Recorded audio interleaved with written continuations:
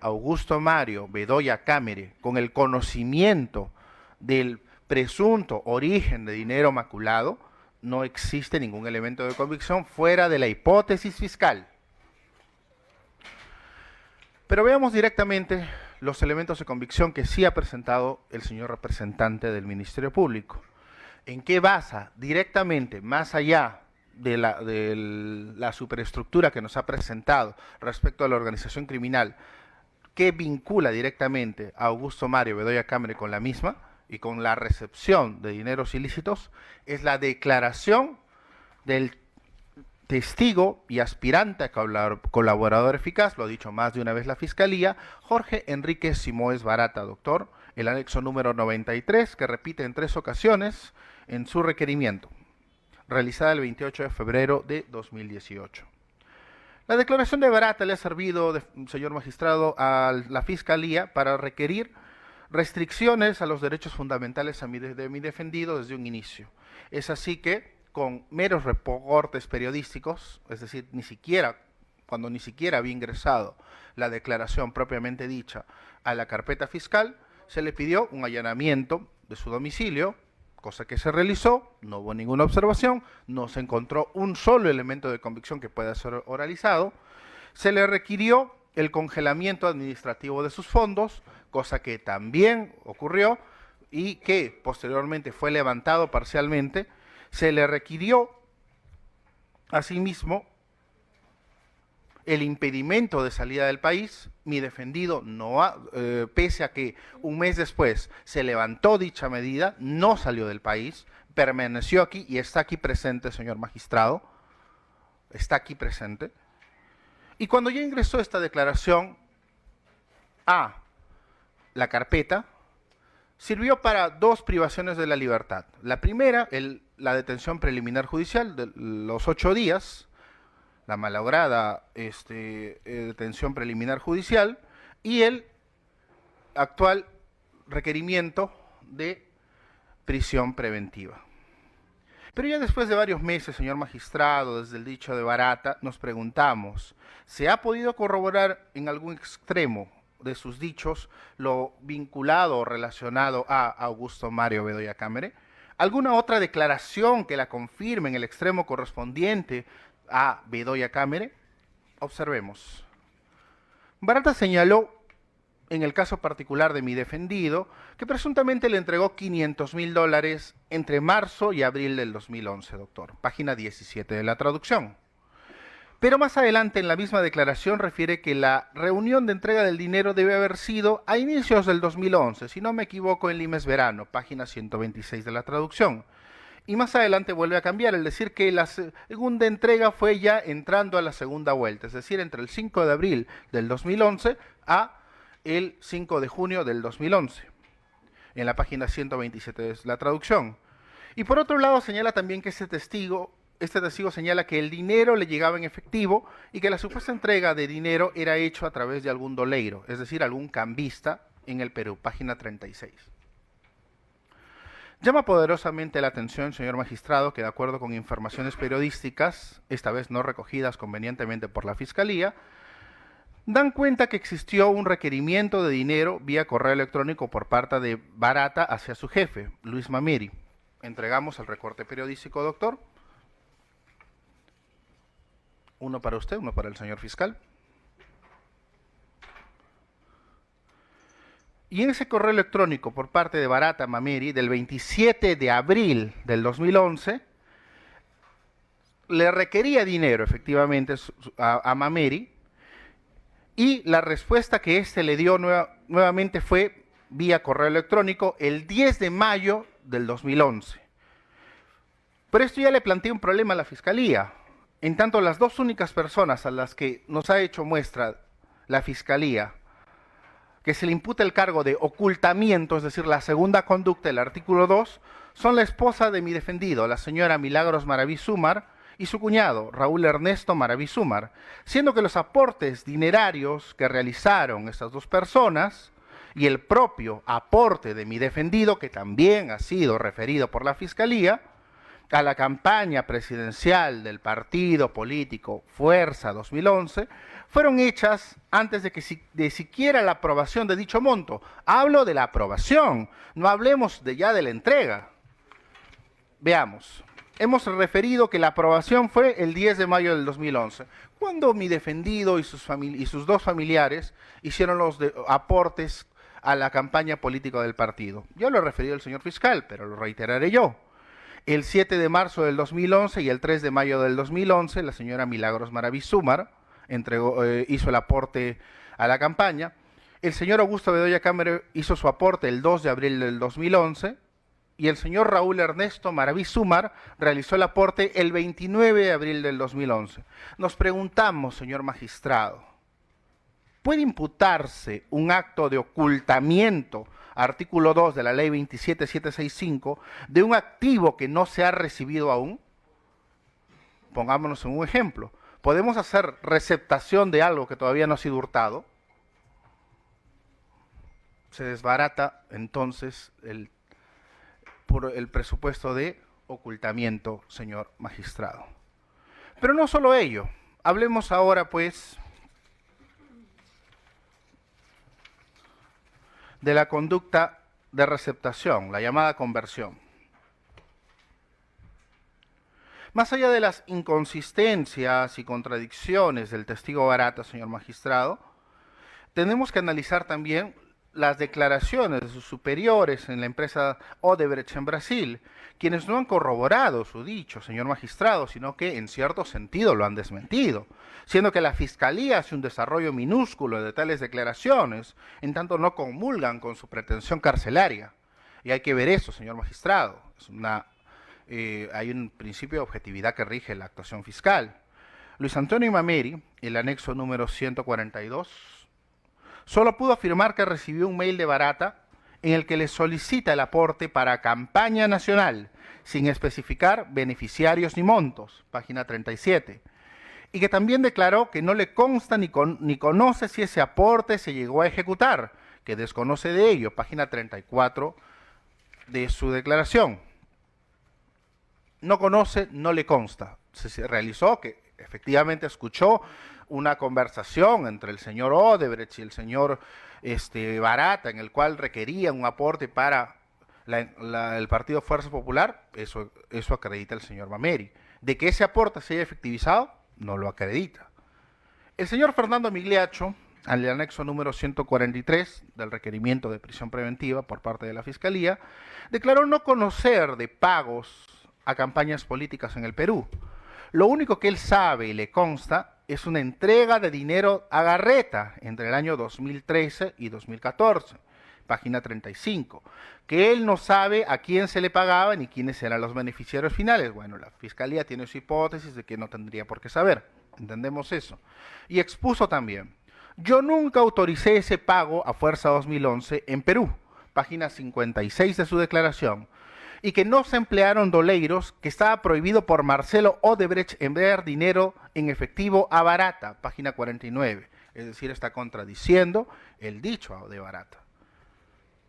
El dicho de un testigo, señor magistrado, aún más si se dice que este es un aspirante a colaborador eficaz, una persona que está con una expectativa de no ser procesada, y que aparte tiene intereses económicos en el Perú, se ha visto, se conoce, Odebrecht todavía existe en este país, exige la corroboración, como lo menciona la jurisprudencia de la Corte Suprema, Acuerdo Plenario 2-2005, de las exigencias de credibilidad, coherencia y de elementos corroborativos del dicho. ¿Existe credibilidad en alguien que tiene un interés de escapar de la justicia a través de señalar a otras personas? ¿Existe coherencia en una persona que contradice fechas? ¿Existe elementos corroborativos cuando otros dichos de otras personas contradicen lo que ha referido el testigo?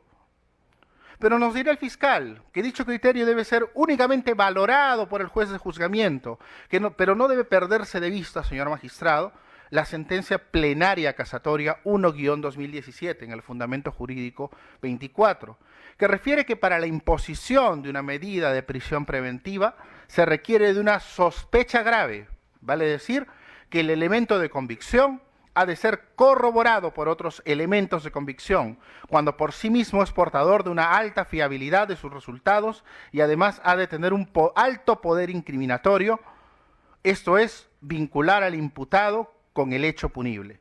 Situación que queda descartada absolutamente en el dicho de Barata, señor magistrado, en el extremo de Augusto Mario Bedoya Cámara, que no solo es contradictorio, sino que hay otros dichos que lo contravienen, por lo cual el único elemento de convicción presentado por la Fiscalía carece del sustento necesario para una prisión preventiva y no cumple los presupuestos del artículo 268 del Código Procesal Penal.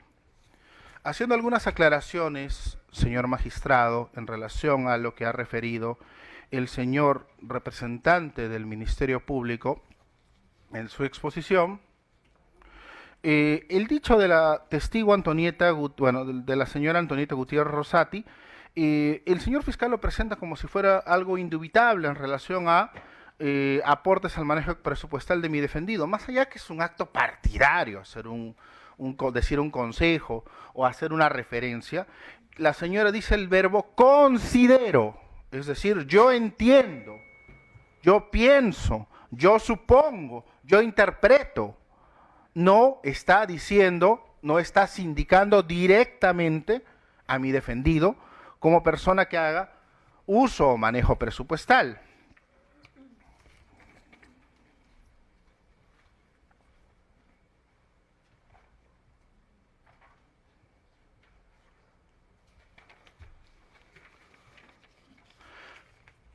Por su parte, el informe encontrado en la casa del señor coinvestigado Vicente Silva Checa habla de efectos y contingencias, sugerencias, refiere dicho informe. Nos gustaría que el señor representante del Ministerio Público exprese o nos diga qué sugerencias recogió la defensa de Augusto Mario Bedoya Cámara respecto a ese informe. Hasta donde sabemos, no hemos hecho ningún acto dilatorio, más allá que el señor representante del Ministerio Público considere que apelar las resoluciones judiciales puedan ser un acto dilatorio, o más allá que las quejas funcionales por filtrar información a la prensa, como es los videos de allanamiento del domicilio de mi defendido, y que expresamos en una queja que no fue tramitada, sino que fue rechazada por el señor representante del Ministerio Público sin darnos una respuesta concreta, sea considerada como un acto de entorpecimiento, señor magistrado. Sobre las presuntas redes de encubrimiento, señor magistrado, en relación al apoyo al fiscal de la Nación y entorpecimiento a la labor del representante del Ministerio Público, no entendemos cómo podría esto vincularnos. Más aún, señor magistrado, si vemos que mi defendido dejó de ser secretario nacional de Economía el 27 de abril del 2014, de acuerdo a la consulta detallada de afiliación e historial de candidaturas. Acá tenemos una copia, es una consulta simple que se hace en Internet. Entregamos una para usted y una para el señor fiscal, donde se refiere que mi defendido para el año 2014, para la fecha de 27 de abril, ya no pertenecía a la Secretaría Nacional de Economía, señor magistrado. Sobre los testigos protegidos que ha referido el señor magistrado y que nos ha presentado a último momento, ninguno menciona a mi defendido. Habla de, como digo, la superestructura de la presunta organización criminal enquistada en el partido político. Mi defendido es parte del partido político, no pertenece a ninguna organización criminal, más allá de la hipótesis fiscal que, como decimos, está siendo levantada por parte de la defensa. Lo mismo ocurre, pues, con los chats que ha presentado el señor representante del Ministerio Público. En estos no participa Augusto Mario Bedoya Cámara, no participa su defensa, no participa nadie vinculado a esta persona, no hacen referencia a él, ni a la investigación que se le sigue, ni a la actuación que tiene quien lo defiende. Entendemos el malestar que le puede ocasionar al señor representante del Ministerio Público y la vinculación que puede encontrar él para con otras personas, pero no para con Augusto Mario Bedoya Cámara.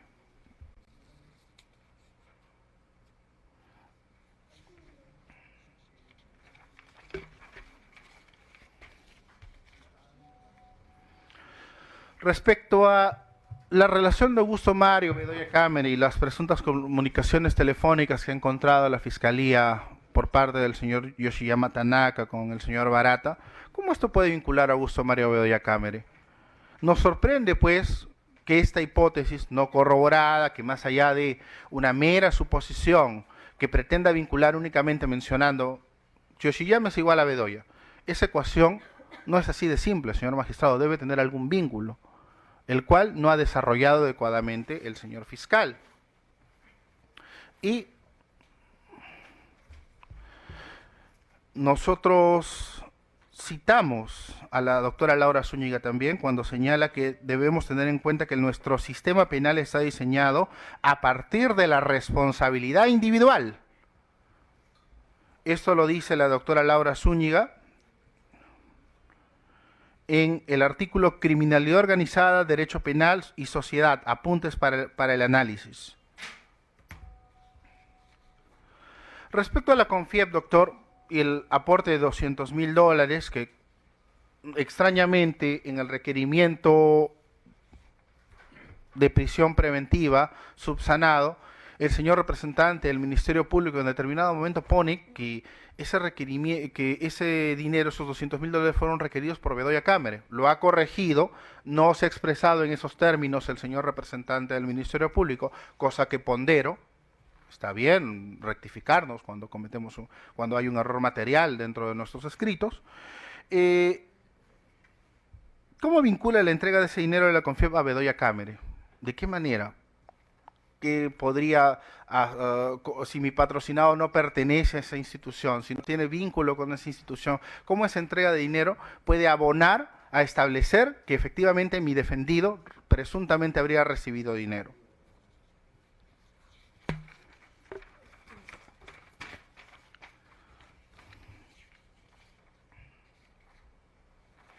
Finalmente, señor magistrado, en relación a lo referido por el señor representante del Ministerio Público respecto a la región San Martín, estos aportantes hablan de una gestión individual de un candidato al Congreso en el año 2011, no hacen referencia a mi defendido y no está vinculado de manera alguna a Augusto Mario Bedoya Cámara.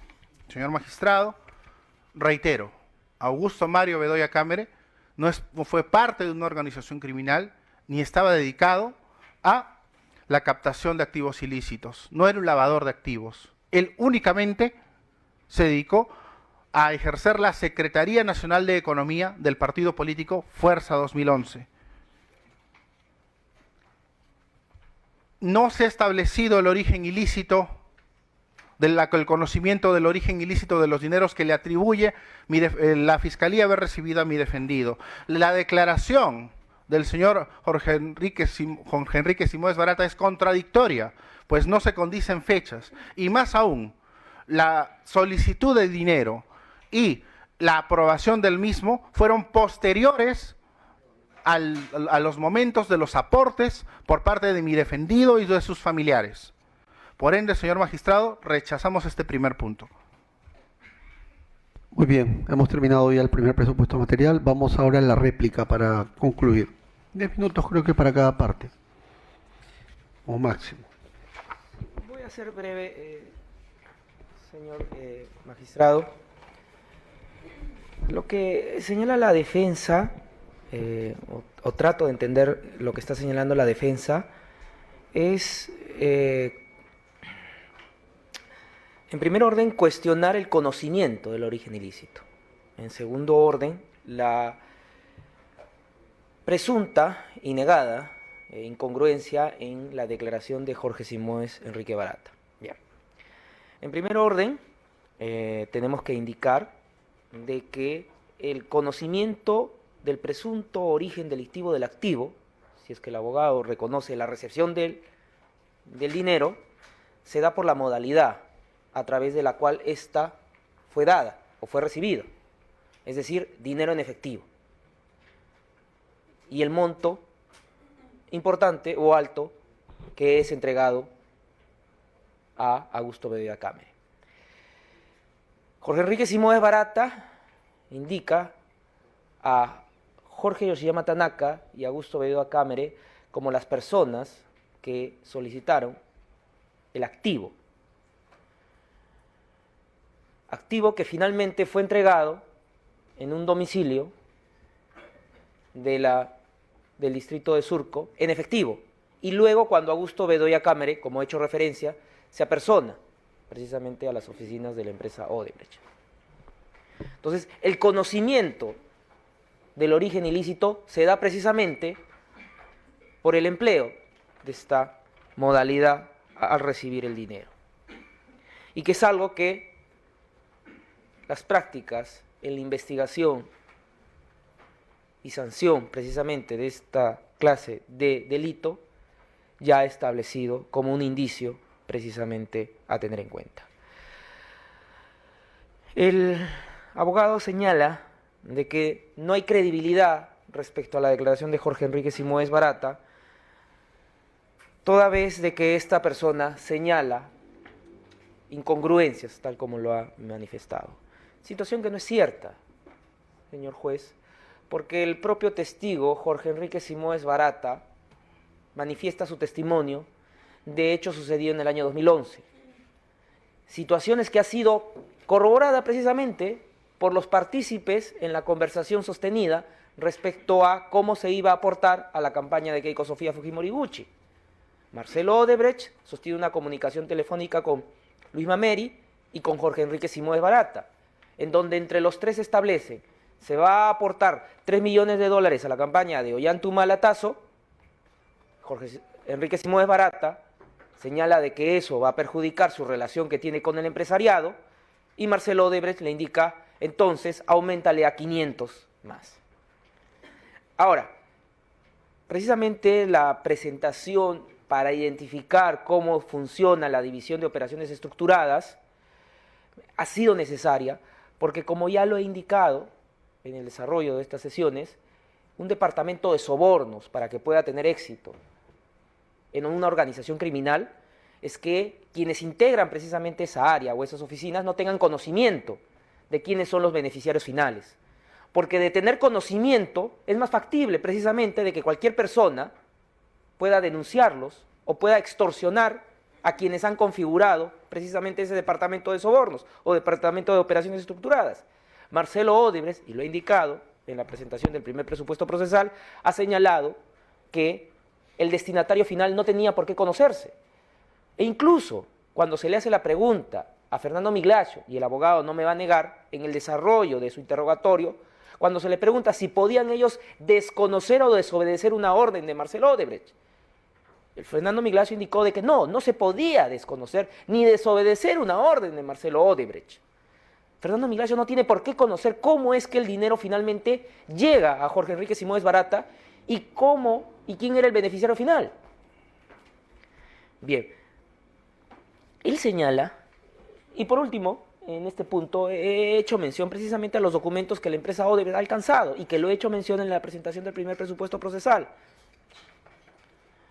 Estos que fueron recogidos en el acta fiscal del 18 de octubre del 2018 y que es la documentación, una carta que dirige la empresa Odebrecht, en donde a la respuesta nuestra, la carta es la 280-2018 del 18 de octubre del 2018, a la respuesta nuestra respecto a que remitan la documentación que sustente las declaraciones de los funcionarios Marcelo Odebrecht, Jorge Barata, Luis Antonio Mameri y Fernando Miglacio da Silva, nos remite precisamente el correo sobre campaña nacional 2 por el monto de 518.134.72 y las transferencias que se realizan desde su sistema financiero hacia Construmac. El 3 de mayo de 2011, $200.000. La última remisión del envío. Y 11 de mayo del 2011, 318.134.74.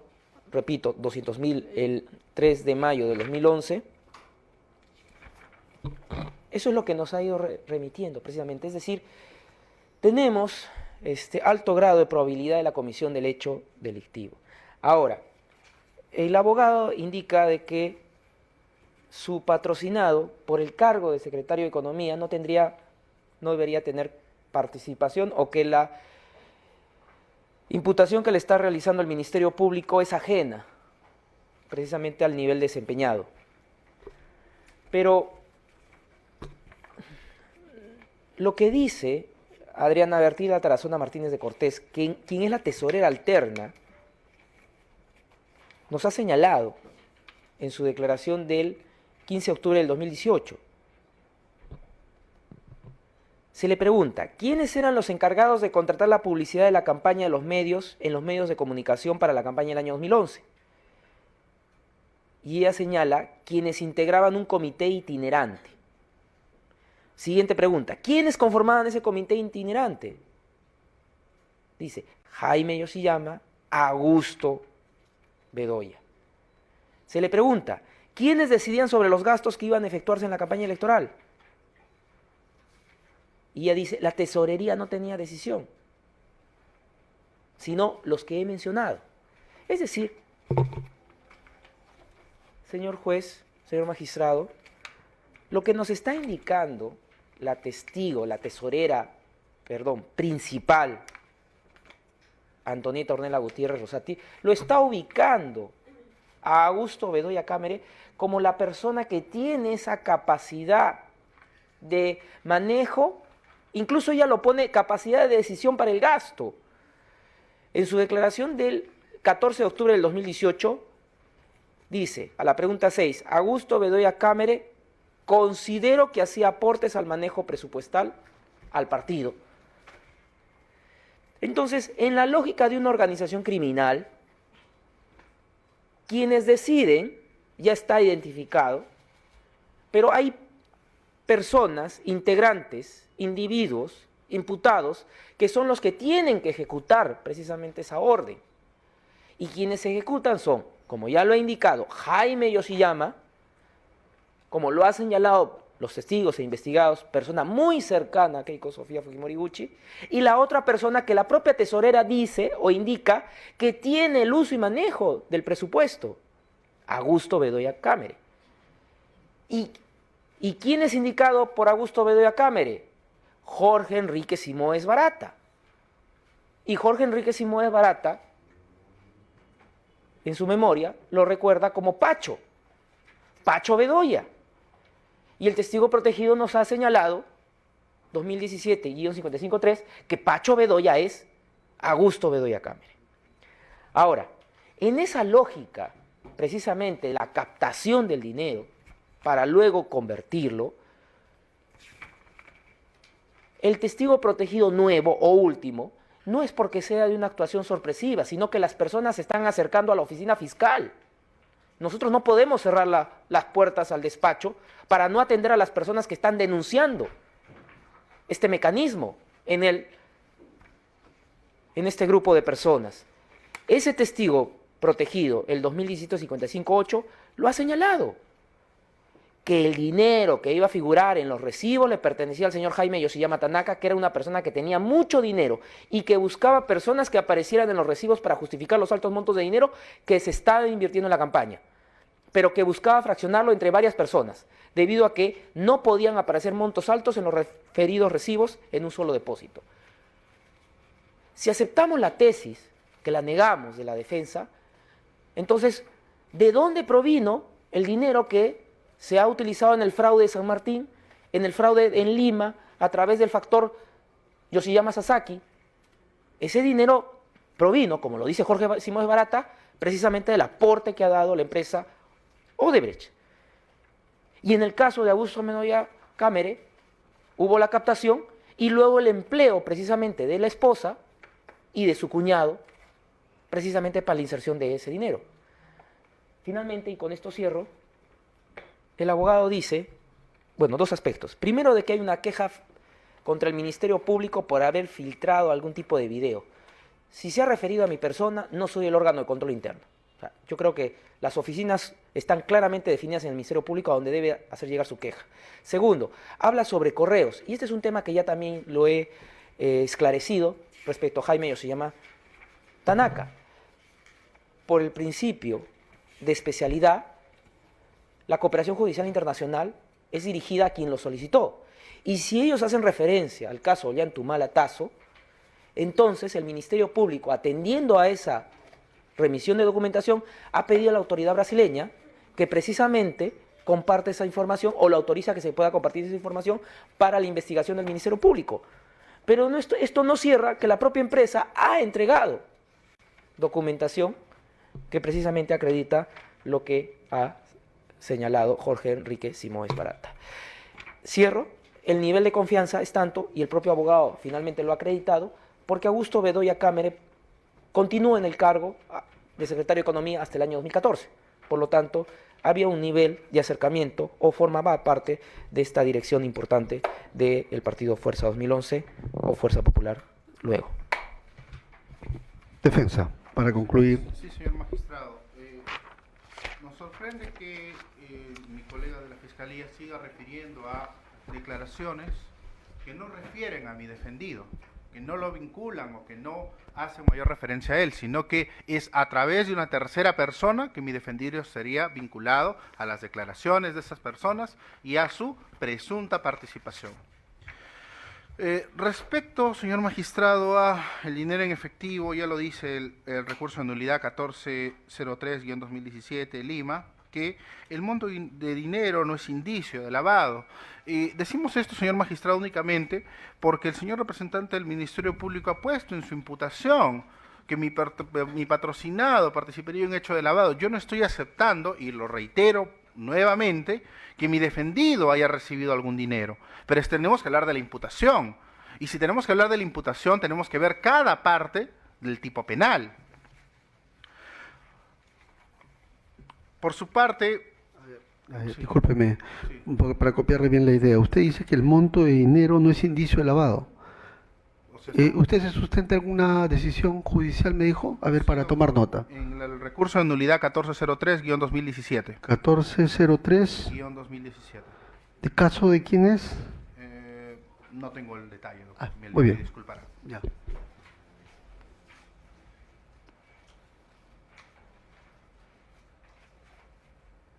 Continúe nomás, doctor. Asimismo, doctor, habría que señalar que las contradicciones por parte del señor Jorge Enrique Simões Barata no son las únicas que he mencionado anteriormente. Por ejemplo, en la página 17 de su declaración señala, ¿al señor Bedoya le fue entregado en un solo pago?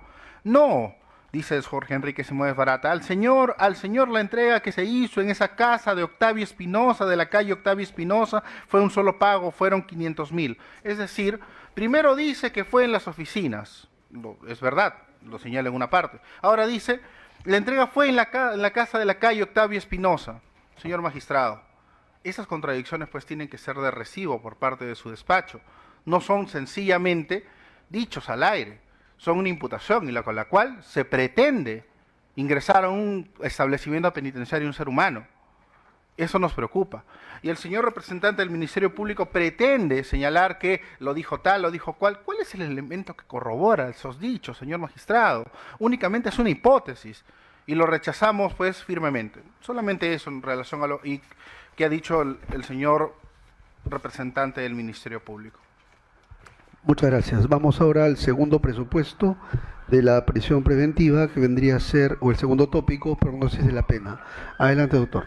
Sí, señor magistrado, de acuerdo al tipo penal imputado, previsto precisamente el artículo 1 y 2 de la Ley Penal contra el Lavado de Activos, la Ley 27.765, modificado mediante decreto legislativo 986, decreto legislativo que modifica la ley penal contra lavado de activos, con la forma agravada del artículo 3, literal 2, es decir, se ha imputado como integrante de una organización criminal a Augusto Belloa Cámara, la pena que, el marco legal de la pena que correspondería, en principio sería no menor de 10 ni mayor de 20 años.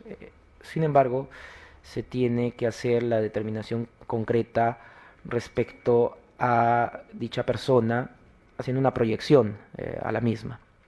En ese sentido, consideramos de que se presentan circunstancias atenuantes, toda vez de que la persona no tiene antecedentes penales. Claro está que si bien se puede alegar algún tipo de responsabilidad restringida por la edad, sin embargo, atendiendo de que ha sido calificado como organización criminal, no podría serle accesible, o este tipo de determinación no sería accesible a dicha persona. En ese sentido, ubicándonos a través de la determinación de los tercios respecto a la pena, consideramos de que por esa sola circunstancia atenuante ya no podríamos ubicarnos en un tercio superior, sino por el contrario un tercio intermedio. Tercio intermedio que vendría a ser de 13 años y 4 meses a 16 años y 6 meses, como la pena probable o esperada en caso se llegue a un juicio oral. En ese sentido, habiendo superado los 4 años que establece el segundo presupuesto procesal para la adopción de una medida como la prisión preventiva, consideramos que se supera precisamente este segundo presupuesto procesal. Eso sería respecto a este.